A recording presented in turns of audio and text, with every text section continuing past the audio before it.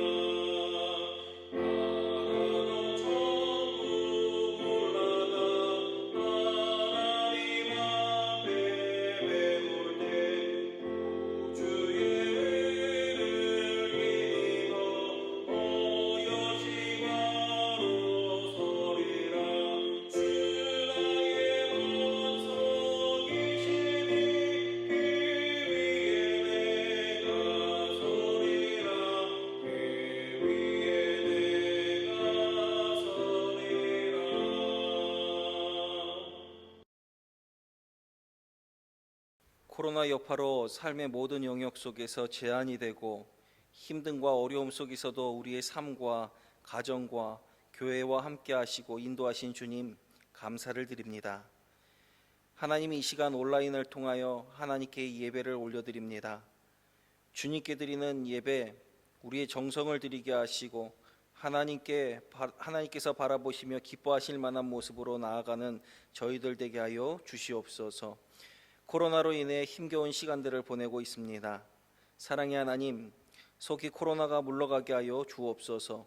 그리하여 다시 가정과 일터가 회복되기를 원합니다. 다시 예전처럼 함께 모여 식사하고 함께 모여 찬양하며 함께 모여 기도하는 저희들 될 수 있도록 주님 인도하여 주옵소서. 하나님의 뜻과 사랑이 교회와 가정에 언제나 넘치게 하시고 주님을 더욱 높이기를 원합니다. 하나님께서 모든 가정의 가장이 되어주시며 주인이 되어주셔서 우리의 가정을 인도하여 주시고 지켜주시옵소서. 하나님, 우리 교회를 축복하여 주셔서 어렵고 힘든 상황 속에서도 거룩함을 드러내고 나타내는 교회로 세워주시고 이것으로부터 거룩함을 흘려보내는 축복의 통로가 되게 하여 주시옵소서.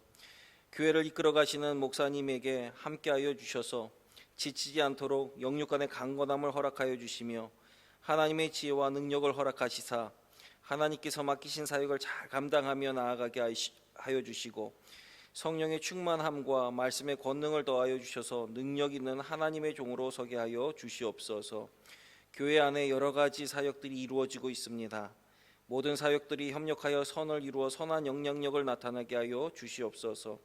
이 시간 말씀을 전하실 정희선 목사님께 함께하여 주시사 전해주시는 말씀이 듣는 모든 이들에게 은혜의 말씀으로 새롭게 다짐하고 결단하는 말씀으로 우리의 마음의 문을 두드리는 시간 되게 하여 주시옵소서. 우리가 드리는 이 예배 속에 악한 세력이 틈타지 않도록 주여 인도하여 주시옵소서. 예수님의 이름으로 기도합니다. 아멘.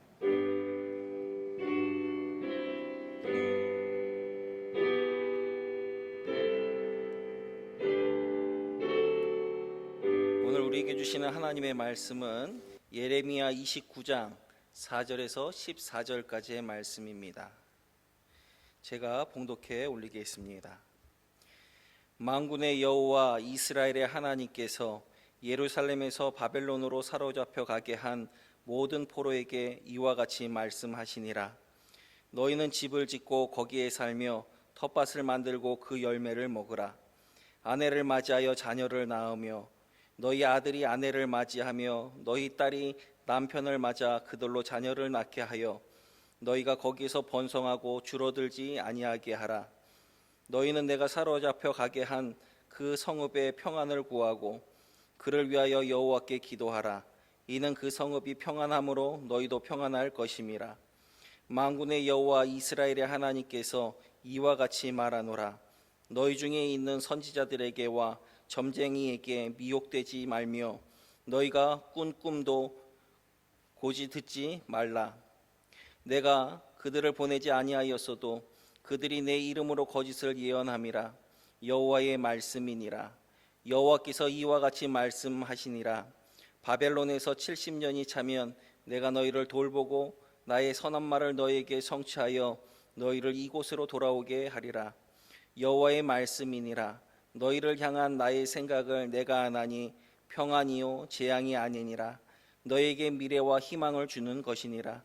너희가 내게 부르짖으며 내게 와서 기도하면 내가 너희들의 기도를 들을 것이요 너희가 온 마음으로 나를 구하면 나를 찾을 것이요 나를 만나리라. 이것은 여호와의 말씀이니라. 나는 너희들을 만날 것이며 너희를 포로된 중에서 다시 돌아오게 하되 내가 쫓아 보내었던 나라들과 모든 곳에서 모아 사로잡혀 떠났던 그곳으로 돌아오게 하리라. 이것은 여호와의 말씀이니라. 아멘. 정희선 목사님 나오셔서 하나님의 생각이라는 제목으로 은혜의 말씀을 전해주시겠습니다. 샬롬. 뜨거운 날씨와 또 코로나19가 계속 기승을 부리는 가운데 사랑하는 성도님들의 가정에 하나님의 은혜와 평강이 늘 넘치시기를 소망합니다.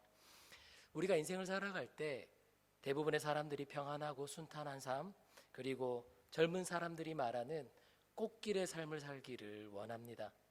그래서 어떤 사람은 열심히 공부하면서 실력을 쌓기도 하고, 또 어떤 사람들은 과학이나 기술을 의지하기도 하고, 또 어떤 사람들은 점을 치고 구슬하고 또 부적을 몸에 지니는 등의 일을 행하기도 하고, 또 어떤 사람들은 돈이나 물질, 재력을 의지하기도 하고, 또 어떤 사람들은 평안한 삶을 위해서 더 높은 지위에 있는 사람, 또 더 높은 권력을 가진 사람들을 의지하기도 합니다. 그리고 또 어떤 사람들은 하나님을 믿는 것과 같은 종교를 가지며 살아가기도 하지요. 성도 여러분들은 어떠십니까? 아마 이 시간에 온라인으로 시간과 장소를 구별하여 예배를 드리는 분들이라고 한다면 분명 그 어떤 것들보다 하나님을 의지하고 하나님을 붙들며 그 은혜에 힘입어 살아가기를 힘쓰는 분들이라고 생각됩니다. 그리고 저도 그렇습니다. 언제나 저와 여러분들의 삶에 오늘 본문의 말씀처럼 12절 이하의 말씀처럼 하나님께 기도하고 부르짖으면 하나님이 들으시고 응답해 주시는 삶, 13절 이하의 말씀처럼 하나님을 구할 때 하나님을 발견하게 되고 만나게 되는 삶, 14절의 말씀처럼 깨어지고 어긋났던 모든 것들이 회복되어지고 치유되는 그런 은혜와 복이 저와 여러분의 삶에 늘 넘치게 되기를 바랍니다. 그리고 지금 이 시간 하나님께서 예배드리며 하나님께 귀 기울이길 원하는 저와 여러분에게 하나님의 뜻과 은혜를 더하여 주시는 그런 삶으로 나아가도록 인도하여 주시면 좋겠습니다. 그런데 우리의 삶이 항상 꽃길만 있는 것은 아니더라라는 거죠. 우리의 뜻은 순탄하고 우리의 뜻은 평안하고 우리의 뜻은 모든 것이 형통하기를 원하지만, 그러나 우리의 삶에는 작년 초부터 시작된 코로나19 바이러스 감염증으로 인하여 온 세계가 지금 팬데믹에 빠져 있는 상황이고, 우리나라도 1년 반이나 넘는 시간 가운데 일상이 제약을 받고 또 많은 분들이 어려움을 겪는 시간을 보내고 있습니다. 심지어 교회도 모임과 예배에 어려움을 겪고 있으며 또 비대면 온라인이라고 하는 지금과 같은 불편하고 또 현장감이 떨어지는 그런 예배로 지금 나아가는 실정입니다. 그러면 이와 같은 예상치 못했던 상황과 어려움이 닥쳐올 때 우리는 어떻게 해야 할까요? 하나님을 잘 믿고 있는데, 하나님이 선하고 좋은 길로 인도하여 주시기를 늘 기도하고 간구하고 있는데, 내 생각과 내 계획과 다른 일들이 우리의 삶에 불청객처럼 찾아올 때 우리는 어떻게 이 모든 상황을 받아들이고 대응하며 살아야 할까요? 오늘 이 시간에는 오늘 우리에게 주신 이 말씀을 통하여 예상치 못한 어려움을 겪었을 때, 우리에게 힘들고 어려운 상황이 주어졌을 때 우리가 어떻게 넘어가야 하는지, 유다 백성들에게 주시는 하나님의 말씀을 보면서 우리가 우리의 상황을 어떻게 극복할지를 함께 답을 찾아갈 수 있으면 좋겠습니다. 오늘 본문을 우리가 4절부터 읽었습니다만 1절부터의 말씀에 보면 예루살렘에 머물고 있는 예레미야가 편지를 보낸다라고 되어 있습니다. 그러면 누구에게 편지를 보내었을까요? 1절 후반부에 보면 느부갓네살이 예루살렘에서 바벨론으로 끌고 간 포로인, 장로들과 제사장들과 선지자들과 모든 백성에게 편지를 보낸다라고 말하고 있습니다. 이런 오늘 본문의 내용을 이해하려면 남유다의 역사를 조금 말씀드리는 것이 좋을 것 같습니다. 예레미야는 남유다 왕국의 말기에, 즉 요시야, 여호야김, 여호야긴, 시드기야, 이 남유다의 마지막 네 왕의 시기에 약 40년 동안 활동했던 선지자입니다.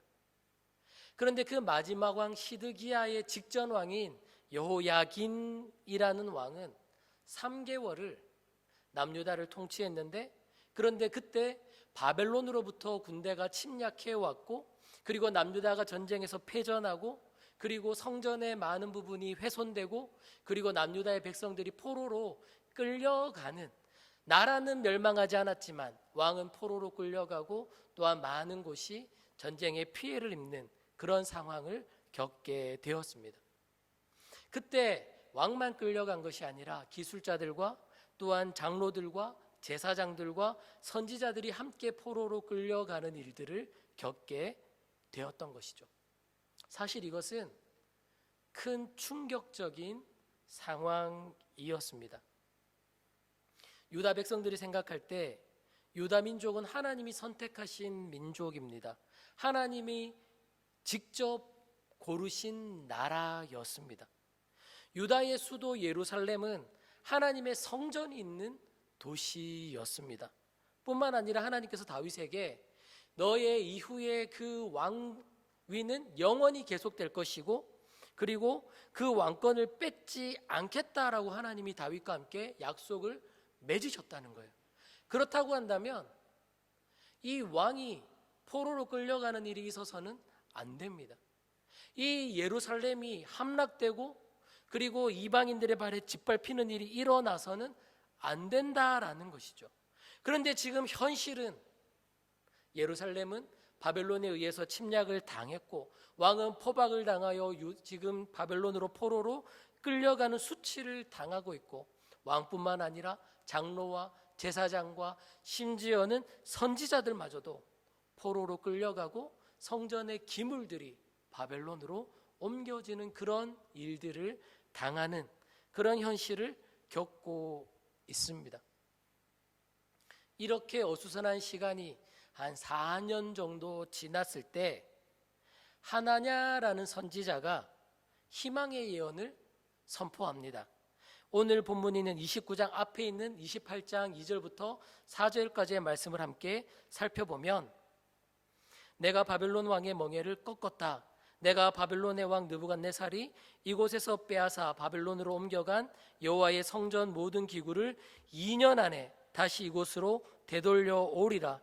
내가 또 유다의 왕 여호야김의 아들 요고니아와 바벨론으로 간 유다 모든 포로를 다시 이곳으로 돌아오게 하리니 이는 내가 바벨론의 왕의 멍에를 꺾을 것임이라. 여호와의 말씀이니라라고 예언되어 있습니다.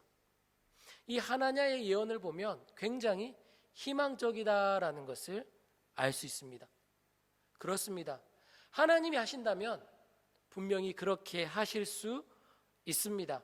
애굽에서 이스라엘 백성이 430년 종살이 할 때 하나님은 애굽에 10가지 재앙을 내리셔서 이스라엘 백성을 출애굽시켜 주셨습니다. 하나님은 그 출애굽한 이스라엘 백성을 홍해를 갈라 인도하시고 아침엔 만나를 내리시고 그리고 낮에는 구름 기둥과 밤에는 불 기둥으로 안전하게 보호해 주셨습니다. 그들이 광야에서 40년이라는 시간을 지나는 동안에 그들의 옷이 헤어지지 않고 그들의 신이 낡아지지 않고 그들이 안전하게 수가 줄지 않고 가나안 땅으로 들어갈 수 있도록 인도하셨으며 또한 가나안에 들어가서도 무장한 가나안과 싸우지만 그들에게 지지 않고 오히려 가나안을 정복하고 그리고 그 땅을 차지하게 하셨던 하나님이셨습니다. 그렇다고 한다면 그 하나님이 도와주시면 그 하나님이 인도하시면 그 하나님이 붙들어 주신다고 한다면 2년이 아니라 1년 만에라도 하나님은 분명히 포로 생활을 그치고 다시 예루살렘으로 돌아오게 하시고 모든 것을 회복하게 하실 수 있는 하나님이심이 분명합니다. 그러니 지금 2년 안에 바벨론 왕의 멍에를 꺾고 유다의 왕인 여고니아와 모든 이들을 다시 돌아오게 하시고 회복하게 하신다라고 하는 이 하나냐의 예언은 이스라엘 백성들에게 희망을 주었을 것이고 신빙성이 있는 말씀으로 받아들여졌을 것이고 큰 희망을 부풀게 하였을 것임이 틀림없습니다. 만약에 바벨론 땅에 거주하는 그 유다 백성들이 이러한 하나냐의 예언을 들었다면 어떤 일이 벌어졌을까요? 2년 안에 다시 고국으로 돌아갈 겁니다. 모든 포로 생활을 접고 다 고국으로 돌아갈 것이니 지금 바벨론에 거주하는 이 시간 동안에는 아마 인생의 주요 사건이라고 하는 결혼도 하지 않을 것이고 땅을 사는 일도 없을 것이고 집을 사거나 밭을 사거나 또한 결혼을 하는 일들이 이루어지지 않았을 것입니다. 곧 고국으로 돌아갈 거니까 결혼도 고국에 가서 하면 되지, 집을 사는 일도 고국에 가서 하면 되지, 밭을 사고 또한 농사를 짓는 일도 고국에 가서 하면 되지, 2년만 버티자, 조금만 기다리자, 조금만 견디면 돼, 이렇게 백성들은 생각하였을 것입니다. 그러면서 어서 빨리 바벨론으로 벗어나기를, 어서 이 포로의 생활이 끝나기를 기대하고 소망하였을 것입니다. 그런 거짓 소문으로, 그런 거짓 예언으로 소망이 이만큼 부풀어 있는 그 유다 백성들에게 하나님께서는 오늘 본문의 내용으로 예레미야를 통해 편지를 보내시면서 하나님의 뜻과 계획을 전달하고 계십니다. 먼저 8절과 9절 말씀을 보면 너희 중에 있는 선지자들에게와 점쟁이에게 미혹되지 말며 너희가 꾼 꿈도 고지 듣고 믿지 말라. 그들은 내 이름으로 거짓을 예언함이라. 이렇게 하나님은 말씀하십니다. 앞서 이야기했던 것처럼 또 어떤 다른 많은 사람들이 말하는 것처럼 아마 이렇게 말했겠죠. 야, 내가 점괘를 봤는데 우리가 조만간 포로를 끝내고 고국으로 돌아간대.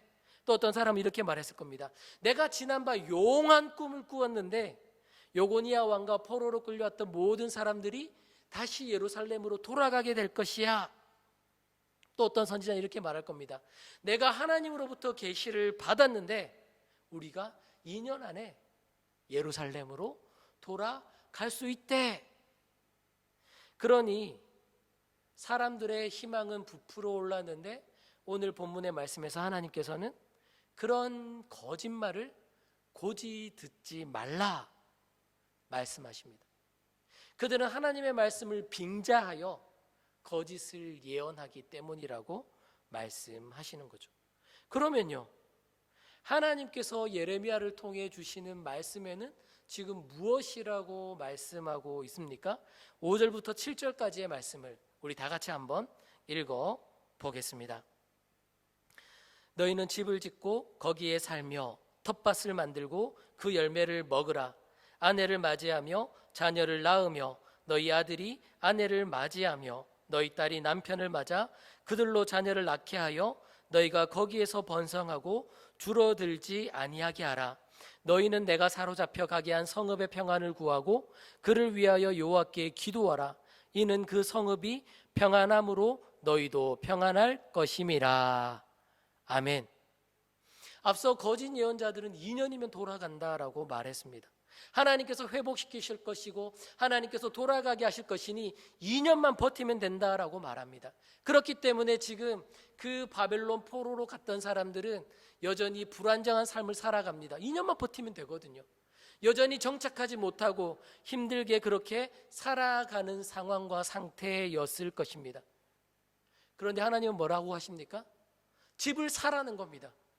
밭을 사라는 겁니다. 거기에 텃밭을 만들고 그 열매를 맺도록 농사를 지으라고 말씀하십니다. 너희가 결혼을 하라 말씀하십니다. 너희 자녀를 시집장가 보내고 그래서 며느리와 사위를 보라라고 말씀하십니다. 그리고 손주를 보도록 하여라 말씀하십니다. 2년이 아니라 너희가 원래 바벨론에 살았던 사람처럼 그리고 앞으로도 영원히 바벨론에 살아갈 것처럼 그렇게 너희가 서 있는 삶의 자리에서 성실하게 최선을 다해 살아가라고 말씀하십니다. 심지어 7절 말씀해 보면 너희를 사로잡아갔던 그 바벨론 사람을 위하여 평안을 빌어주라 말씀하십니다. 어떻게 그게 가능합니까? 자신의 고국을 짓밟고 자신이 섬기던 성전을 무너뜨리고 자신들을 포로로 끌고 와서 힘들게 하는 그 바벨론을 위해서 하나님은 오히려 평안을 빌어주라는 거예요. 그들이 평안함으로 말미암아 너희도 평안할 것이니 너희가 그들을 위하여 기도하고 평안을 빌라 말씀해 주시는 거죠. 왜 하나님은 이렇게 말씀해 주시는 것일까요? 10절 말씀해 보면 바벨론에서 70년이 차면 내가 너희를 돌보고 나의 선한 말을 너희에게 성취하여 너희를 이곳으로 돌아오게 하리라 말씀하고 계십니다. 아까 거짓 예언자들은 몇 년이라 그랬죠? 2년이라 그랬습니다. 그런데 하나님은 아니 2년이 아니라 70년이 차야지만 돌아간다라고 말씀하십니다. 거짓 선지자들이 말한 2년이라면 집을 지을 필요도 없고 밭을 살 필요도 없고 결혼할 필요도 없고 2년만 버티면 되는데 하나님이 말씀하시는 70년을 산다라고 한다면 그 땅에 사는 70년 동안에 안정된 삶, 평안한 삶, 그리고 궁핍하고 고된 삶을 살지 않기 위해서는 집도 사야 하고 밭도 사야 하고 농사도 지어야 하고 결혼도 하고 며느리도 보고 사위도 보며 그렇게 열심히 살아가야 하는 것이죠.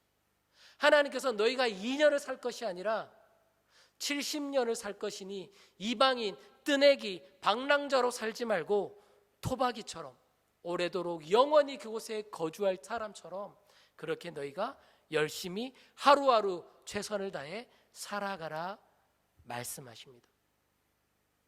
사실 바벨론의 포로로 끌려왔던 이 유대인들은 평안한 삶이 아니었어요. 수치스럽고 불편한 삶을 살았습니다. 어떻게 알 수 있느냐? 시편 137편에 그것을 보여주고 있습니다. 시편 137편 1절부터 3절까지의 말씀에 보면 다 같이 한번 읽어볼까요? 우리가 바벨론의 여러 강변 거기에 앉아서 시온을 기억하며 울었도다. 그 중에 버드나무에 우리가 우리의 수금을 걸었나니 이는 우리를 사로잡은 자가 거기서 우리에게 노래를 청하며 우리를 황폐하게 한 자가 기쁨을 청하고 자기들을 위하여 시온의 노래 중 하나를 노래하라 함이로다라고 노래하고 있습니다. 바벨론 포로로 끌려갔을 때 그 바벨론 사람들이 포로로 끌려온 유다 사람들에게 수금을 건네주며 너희가 노래를 해보라라는 거예요. 너희를 하나님을 찬양했던 것처럼 지금 우리 앞에서 노래를 해서 우리를 기쁘게 하고 우리를 즐겁게 하고 우리를 만족하게 하라 이렇게 요청을 했다는 거예요. 그러니까 이 사람들이 그 바벨론 강변에서 자신들이 그들을 위하여 노래하지 않기 위하여 그 수금을 버드나무에 걸어놓고 시온의 때에, 평안할 때에 하나님을 위하여 찬양했던 때를 기억하며 울었다라고 노래를 하고 있습니다. 수치스러웠던 기억을 떠올리고 있습니다. 바벨론에서 그 바벨론 사람들의 조롱과 모욕을 당했음을 노래하고 있습니다. 바벨론에서의 포로의 삶이 만만하지 않고 호락호락하지 않고 순탄하지 않았음을 엿볼 수 있다는 거죠. 2년 만에 그런 삶이 끝난다면 얼마나 다행이고 감사한 일입니까마는 하나님은 아니 70년을 기다려야 돼. 70년이 차야 돼. 70년을 정착해야 돼. 그러므로 너희가 토박이처럼 영원히 거주할 사람처럼 집도 사고 밭도 사고 농사도 짓고 결혼도 하고 머물라라고 말씀해 주고 있는 것이죠. 이해할 수 있습니까? 받아들일 수 있습니까? 쉽지는 않았을 겁니다. 그런데 하나님이 그런 유다 포로로 끌려간 사람들에게 11절의 말씀을 들려주십니다. 우리 11절 말씀 한번 다 같이 읽어보겠습니다. 여호와의 말씀이니라 너희를 향한 나의 생각을 내가 아나니 평안이요 재앙이 아니니라 너희에게 미래와 희망을 주는 것이니라. 아멘. 유다 백성들의 생각에는 하나님께서 유다 민족을 지키시고 보호해 주셔야 했고 다윗의 그 후손들을 날마다 승리하게 하셔야 했고 하나님의 임재의 상징인 성전을 보호하시고 거기서 드리는 제사를 받아주셔야 했습니다. 그렇다면 하나님이 침략 당하지 않게 보호하셔야 하고 성전이 무너지지 않게 하셔야 하며 포로로 끌려가지 않도록 보호해 주셔야 했습니다. 그런데 하나님이 포로로 끌려가게 하셨어요. 왕이 포로로 끌려가게 하셨어요. 성전이 공격당하고 성전의 기물이 바벨론으로 옮겨가게 하셨어요. 수치입니다. 고통입니다. 괴로움입니다. 불편함입니다. 그렇다면 하나님이 빨리 끝나게 해주셔야죠. 그런데 하나님은 70년을 머물라는 거예요. 그리고 하나님 말씀하시기를 그것이 내 뜻이요 내 계획이요 생각인데 그것은 유다 백성에게 재앙을 주기 위함이 아니라 오히려 평안을 주기 위함이요 그리고 또한 미래와 희망을 주는 것이다 라고 말씀하고 계신다라는 거예요. 사랑하는 성도 여러분, 하나님께서 천지 만물의 주인 되심을 믿으십니까? 하나님께서 온 세상을 통치하고 계시고 하나님의 뜻을 따라 하나님의 시간표를 따라 하나님의 때에 맞추어 모든 일을 이루어 가심을 믿으십니까? 그러하다면 하나님의 때가 차야 하는 거예요. 하나님의 시간인 70년이 차야 한다라는 겁니다. 그러면 그때까지는 순종하고 기다릴 수밖에 없습니다. 우리가 하나님의 때를 다 알 수 없지만 우리가 하나님의 시간표를 다 알 수 없지만 우리가 하나님의 계획과 하나님의 뜻과 하나님의 때를 다 이해할 수 없지만 그러나 우리의 삶을 인도하시는 분이 하나님이심을 믿는다고 한다면 그렇다면 기도하며 하나님을 더 의지하며 그 때를 기다리며 우리의 삶의 자리에서 최선을 다하며 그렇게 성실하게 살아갈 수밖에 없는 것이죠. 우리에게 닥친 코로나의 어려운 상황도 그리고 우리 각자가 마주하고 있는 수많은 어려움과 예상치 못한 삶의 문제들과 쉽게 극복되지 않는 수많은 걱정거리와 문제들도 마찬가지일 것입니다. 우리의 생각에는 당장 종식되면 좋겠죠. 빨리 끝났으면 좋겠죠. 속히 치유되고 회복되고 일상으로 돌아가고 평안하고 형통한 삶, 하나님의 은혜와 복을 누리며 행복하게 살면 좋겠지요. 그러나 여전히 해결되지 않고 여전히 우리의 삶의 고통과 아픔으로 다가오는 수많은 삶의 문제들 앞에 그 연장선 앞에서 그때에는 우리가 오늘 본문의 말씀을 곱씹으면서 하나님의 때가 반드시 오리라 믿으며 우리의 서 있는 삶의 자리에서 한 걸음 한 걸음 성실하게 최선을 다하여 믿음으로 디뎌 나가는 저와 여러분이 될 수 있기를 바랍니다. 슬로우 처치라는 책이 있습니다. 그 책은 그 책의 주요한 밑바탕이 셰익스피어의 희극 뜻대로 하세요라는 유명한 대사를 바탕으로 했다라고 말합니다. 그 대사는 이렇습니다. 이 세상은 연극 무대, 그리고 모든 사람은 그 속에서 연극을 펼치는 배우일 뿐, 그들은 등장과 퇴장을 반복한다라고 그 대사를 인용합니다. 이처럼 이 세상은 연극 무대와 같다는 거예요. 연극 무대인데 대본이 없는 즉흥극이라고 그 책에서는 이야기합니다. 즉흥극을 보신 적 있습니까? 대본이 없는데 배우들이 서로 연극을 펼쳐 나가는데 그 연극이 마침내는 훌륭하게 끝이 나고 성공적으로 끝이 나더라는 거예요. 어떻게 그럴 수 있을까요? 대본이 없는데 즉흥극인데 그때그때 맞추어 각자가 대본을 펼쳐 나가는데 어떻게 그 연극이 아름답게 마무리 지을 수 있을까요? 그 책은 이렇게 이야기합니다. 바로 서로에 대한 신뢰가 있기 때문이다라고 말하고 있습니다. 마찬가지입니다. 세상이라는 무대에서 펼쳐지는 즉흥극에서 우리가 등장인물로 등장해서 살아가는데 예상치 못했던 일들이 펼쳐집니다. 생각했지 못했던 일들이 우리에게 일어납니다. 그래서 우리에게 고통을 주고 눈물을 주고 괴로움을 주고 아픔을 주고 정말 어떻게 풀려나갈지 알 수 없는 의문과 고통으로 우리를 골머리를 앓게 한다라는 것이죠. 그러나 바로 그때에 이 연극을 어떻게 아름답게 마무리할 수 있느냐? 하나님을 신뢰한다면 우리의 인생의 연극은 마침내 아름다운 마무리를 지을 수 있다라는 겁니다. 다시 오늘 본문을 보면 4절에 만군의 여호와 이스라엘의 하나님께서 바벨론으로 사로잡혀가게 하셨다라고 말해요. 포로로 끌고 간 분이 바벨론 왕이 아니라 하나님께서 하셨다라고 말하고 있어요. 7절에 보면 너희는 내가 사로잡혀 가게 한 그 성읍이라고 말하고 있습니다. 바벨론으로 끌고 간 것이 바벨론 군대가 아니라 하나님께서 사로잡혀 가게 하셨다라고 말하고 있어요. 14절에 보면 내가 너희를 만날 것이고 너희를 다시 돌아오게 하실 것이다 라고 말해주고 있어요. 누가 다시 바벨론에서 예루살렘으로 돌아오게 하느냐? 하나님이 하신다는 거예요. 끌려가게 하신 분도 하나님이시요, 바벨론에 머물게 하신 분도 하나님이시요, 그곳에서 다시 돌아오게 하시는 분도 하나님이시라고 소개하고 있다라고 있습니다.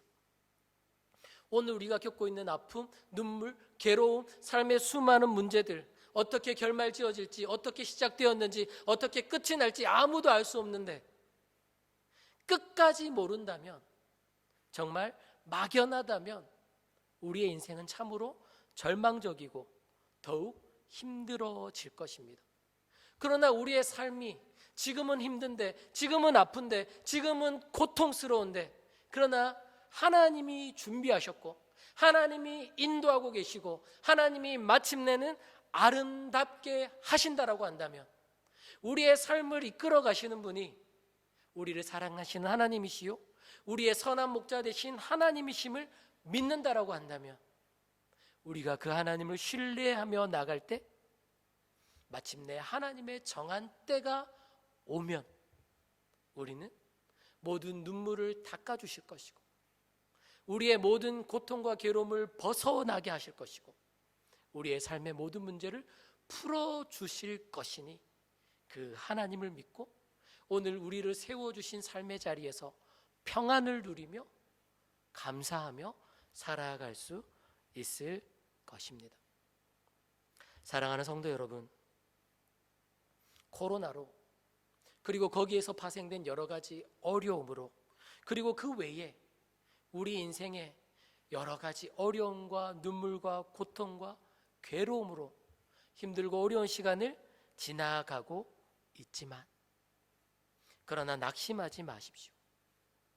우리의 삶의 주인이 하나님이시고 우리를 향한 하나님의 생각이 재앙이 아니요 평안이며 미래와 희망을 주시기 위함인 줄 믿으시며, 하나님이 우리에게 요청하시는 것대로 우리를 세워주신 그 삶의 자리에서 마치 본토박인 듯이, 마치 여기서 영원히 사는 것처럼 최선을 다하며 믿음의 경주를 달려가실 수 있는 저와 여러분들 될 수 있기를 바랍니다.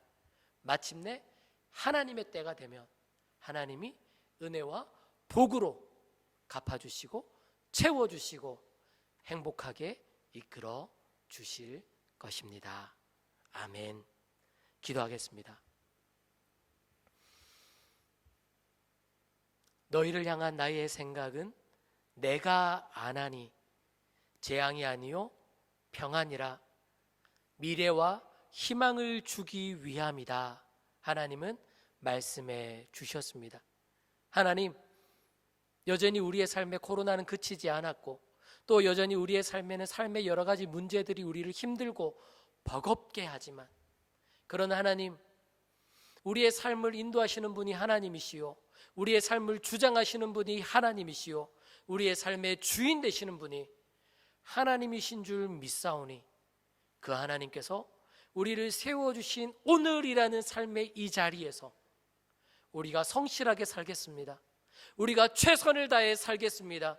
하나님은 실수하지 않는 분이시니 그 하나님을 신뢰하며 믿음으로 살아가겠습니다. 우리의 믿음이 약하여지지 않도록 하나님 우리의 믿음을 붙들어 주옵시고, 끝까지 하나님을 신뢰하며 믿음의 경주를 달려가는 우리 모든 광명의 성도님들 되게 하여 주옵소서. 감사하며 예수님 이름으로 기도합니다. 아멘.